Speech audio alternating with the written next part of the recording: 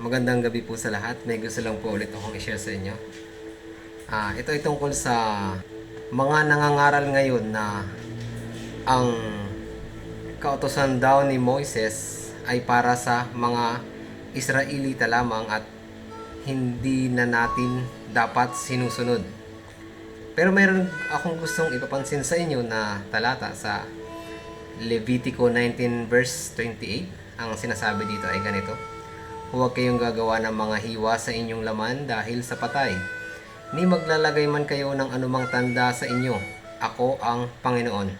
Kung sinasabi nila na yung mga kautusan ni Moises ay para sa Israel lamang, pero bakit may mga denominasyon ngayon na iglesia na sinusunod yung mga kautusan ni Moises at kasama sa doktrina nila? Kasama na dito itong binanggit ko na talata na paglilimbag sa katawan o yung paghiwa, yung paglalagay ng tattoo. Malinaw na iniutos ito ni Moses, ibinigay na kautusan ng Diyos ito kay Moses. Pero bakit sinusunod ito ng mga ayaw sa kautusan ni Moises? At ang sinasabi ay hindi daw dapat sundin kasi hindi na binanggit sa panahon ni Kristo.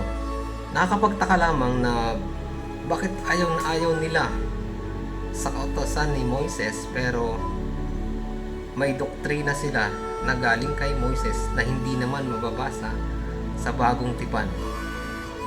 Hindi ba kayo nagtataka kung bakit ganun? So, ibig sabihin lang,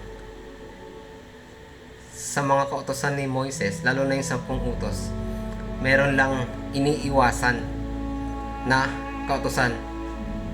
So kapag papabor sa kanila ay okay lang na gawing doktrina yung kautusan ni Moises kahit na hindi binanggit sa bagong tipan. So ang tanong ko po sa mga